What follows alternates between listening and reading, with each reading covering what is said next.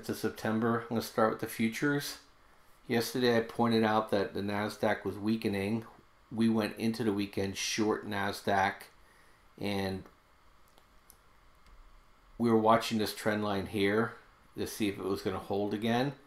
And this is where I would have covered if it bounced, but it cut right through it. We got a longer term sell signal on it, so from a swing standpoint, this pushed down really nicely today. At the moment, I covered my short for today. I'm always a little concerned about turnaround Tuesday, and wanted to see if we get any follow through on it.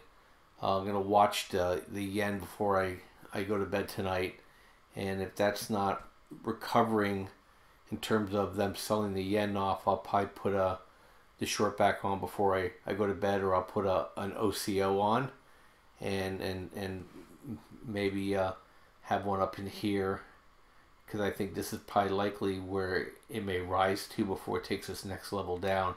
Definitely needs to break 58.29 area as the fib line, and then gets back in there, it'll start moving down. I'm still thinking we get 5600 area on this move, but we'll just see, because it's all news dependent. I don't know if this is the market selling off using news as an excuse, or if this is just simple the Japanese pulling back for a day or two to reassess North Korea and then get back on to debasing their currency. The other thing that I noted was, I said watch oil. Oil is going to start moving up higher. I think this is the area I was looking at, 5-day high, and we're there.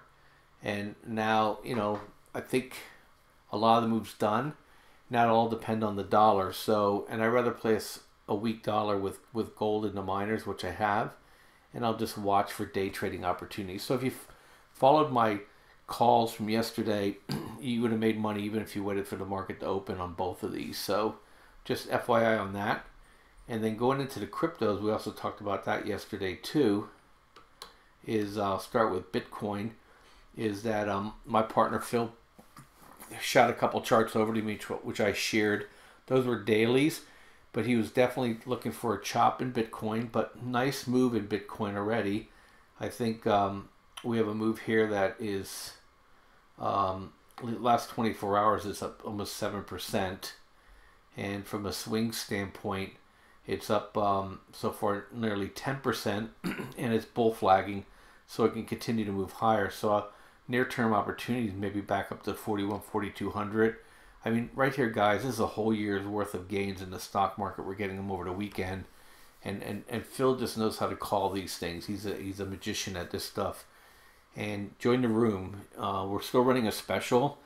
I mean, what for just the payment of the courses at half price, you get the trading room for a year for free, and you're basically getting nearly $1,900 worth of value at like 20 cents on the dollar. So it's an incredible bargain. We just think this is the future. We don't think this is a bubble at all. We just think this is going to be incredibly volatile, which means if you're a trader, that's what you want. But overall, it's going to keep rising higher, and you're going to make a lot of money trading the cryptos, especially if you have a good team with you. There's 70 to 100 people in these rooms. Most days, the room's open 24/7, so great opportunity for you to really get up to speed, take advantage of the camaraderie, and you'll easily pay for your for what you pay to learn how to trade this stuff. And it's not just that. Look at Ethereum. Phil also called Ethereum out, that he was looking for this thing to bust the move right in this area here, and it did. And Ethereum is up 4 or 5% in the last 24 hours as well, but it's forming a nice cup here and a handle, and if it breaks out of this $300 range, it's gonna move up another $50. And in Litecoin is where I do most of my trading. I like to swing trade it personally. Is that I was calling out trades here that were coming out of this area here on Thursday on Jamie Dimon's remarks. Made some quick 5% here. Bought back in for the weekend activity, and up another 6 or 7% for me on that. and then you got Litecoin up 10% over the last 24 hours, and Phil thinks these are going to go much higher. And so if you have a longer swing thought on this, or you'd like to trade this on the daily, is that there's a good chance that we see Litecoin back up in the 60s here in very short order. So TradeGeniusAcademy.com, join the room, and learn how to make a lot of money. I think you'll really like it. Going into the charts themselves, is that, let me just do this by cap, the other way around. It's an awful day if you're a FANG guy. Let me pull this up here.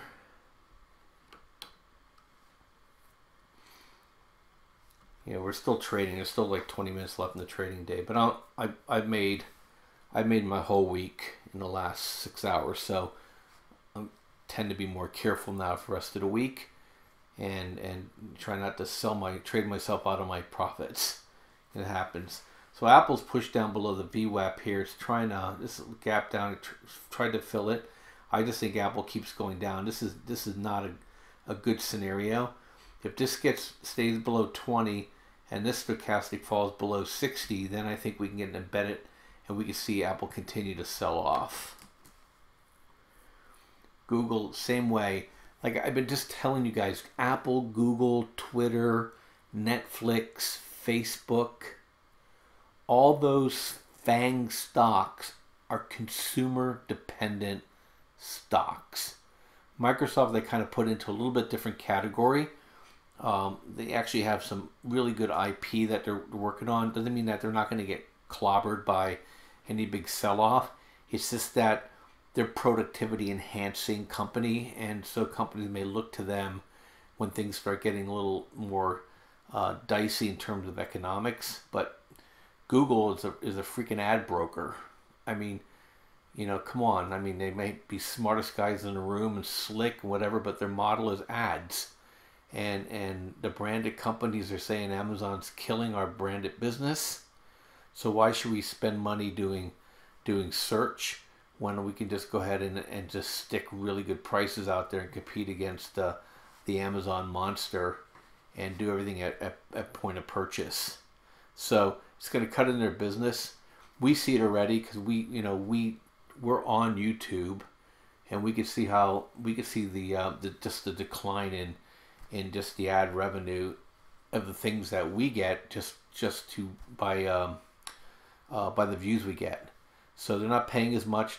They're not, when they're buying on spot, they're definitely being a lot more frugal, and they're doing a lot less. So just bear that in mind. Google has quite a bit of way to go too.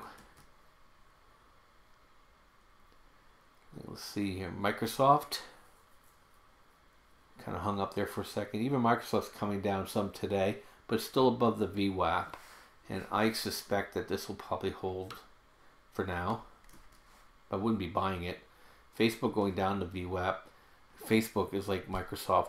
And the other thing too, people are getting really worried about these social media companies, especially not only are they trying to get into politics or getting into censoring, they're getting into injecting their moral code onto people.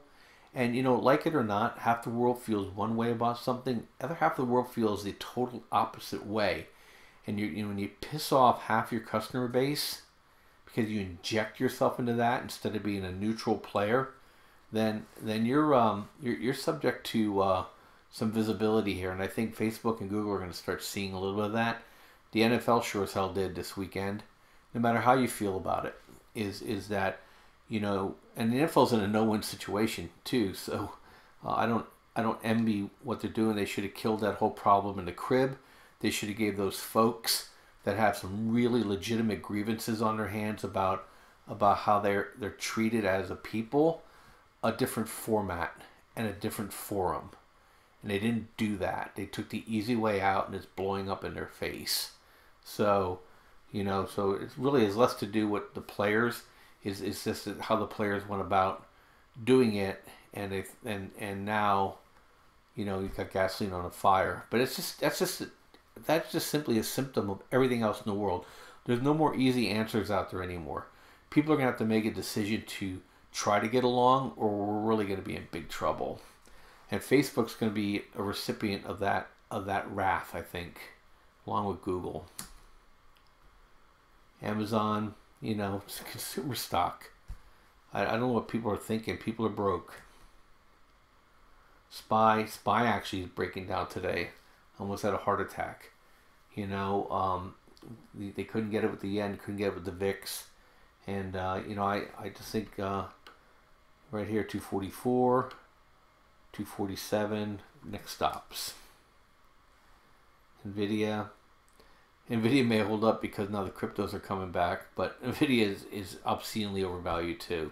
It's just a matter of time. Netflix, you know, again, you know, the company does not make any money, and the more they spend, the more they lose. I don't even know how you value this. It's just a simply blind buying. Tesla.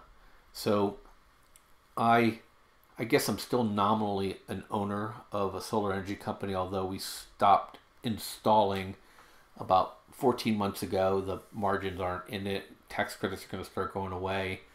But, you know, we always knew Solar City and those guys were always, they were living for those leases.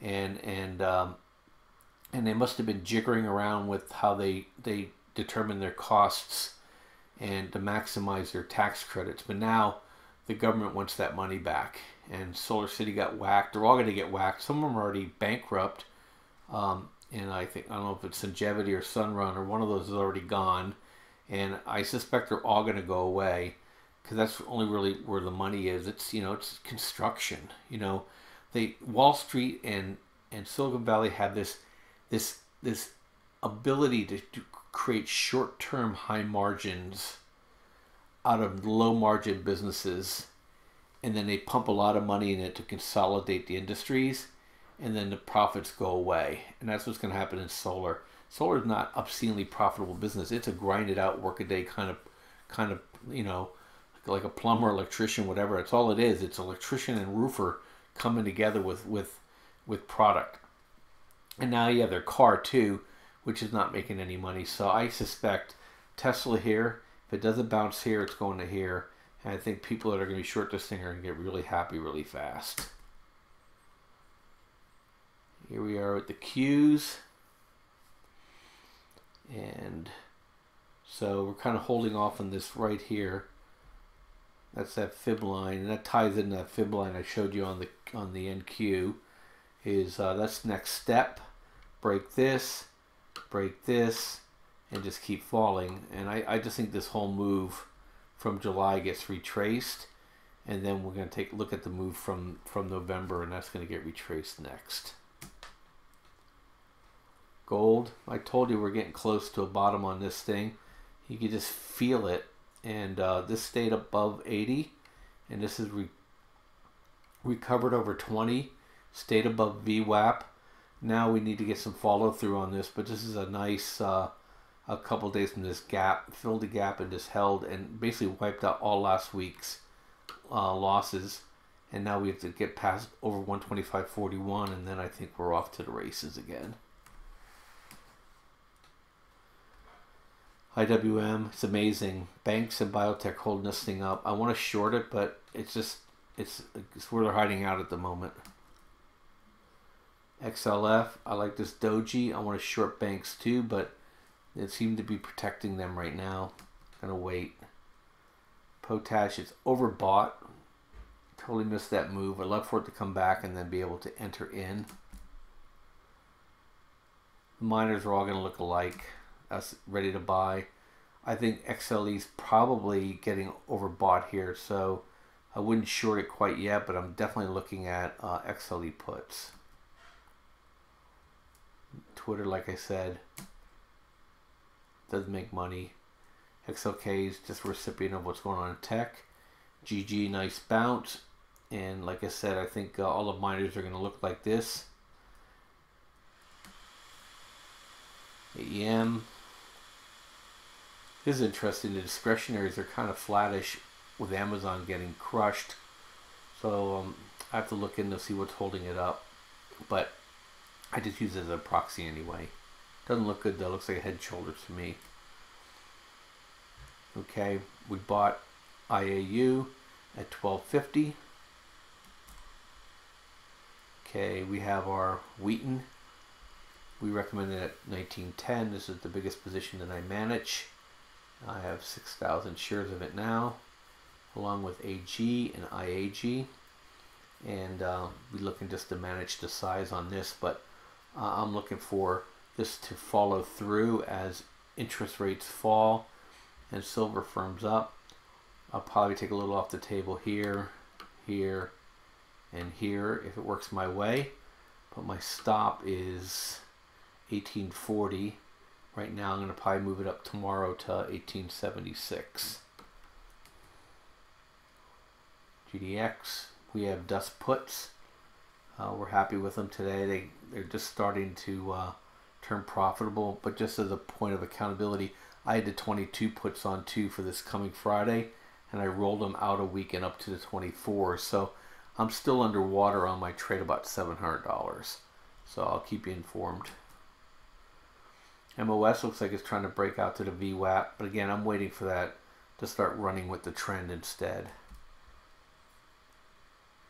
Silver, nice bounce off the VWAP, as I pointed out yesterday, and setting up really nicely for another move higher.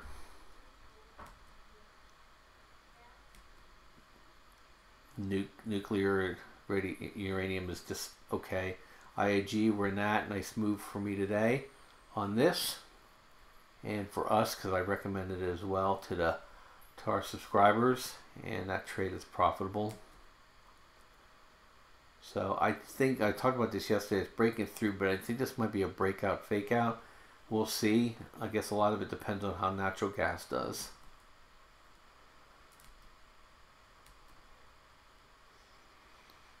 There's a great trade that I totally missed. NGD, this is really high beta. I think it's overbought, but I would have loved to have sold off more because it moves nicely, but I'm not going to chase it. Biotech, I think, was just where they were hiding today. They're not ready for liquidation yet. There's Nugget. We talked about that. VXX, it was down at the open. Still, they're just trying like hell to keep this volatility game going, and you know, we'll have to see what the rest of the week holds. But you know, the most lopsided trade in history, when this thing blows up, I think it's going to be really scary. Okay, this is what I'll short. I'll buy FAS puts. I'm just waiting. I'd love for it to get a little follow through on it. I like the fact that this stoke hasn't really come back, and this is rolling over. But tomorrow, if we break yet today's low, then I'll buy puts for October. AG looking good, and I think when this thing squirts out of the toothpaste tube, we're looking for this thing back to $9 and $10 again. UXY flat, just amazing the way the contango game goes. XIV flat, a little bit down. Dollar is up today, which is interesting. I think UCOs, I think this is for oil, I think today was probably the top for a little short term. I think TNA is probably topped out. DBA, I'm looking just for this thing to just keep grinding higher. Here's the RX. XME's up a little bit.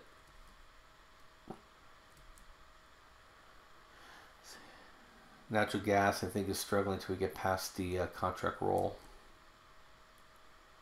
SQQ, we were in it.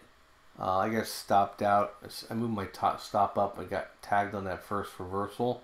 If you guys stayed in it, this is probably a good area to move your stop up, maybe to the. Well, that's why I got stopped out. I read it right there, but you probably want to, give it 1%, and then just in case they do a turnaround Tuesday on you tomorrow. So oil's top of the range. Like I said, dust. Let's keep falling. Looks beautiful for a short. It's been probably one of the best trades that we've done this year. Is just been doing dust put, nugget puts. just flipping them back and forth. Gotta be a little patient sometimes, but I'm confident that we're gonna make money on that trade. TWM looks decent for look at it tomorrow. Japanese backed off their debasement today. JJG's just grinding higher.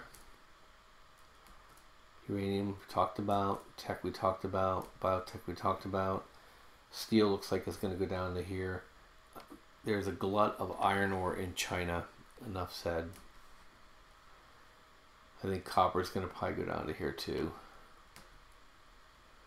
Coffee. Just looking for this thing right here to, once I get a turn on this thing.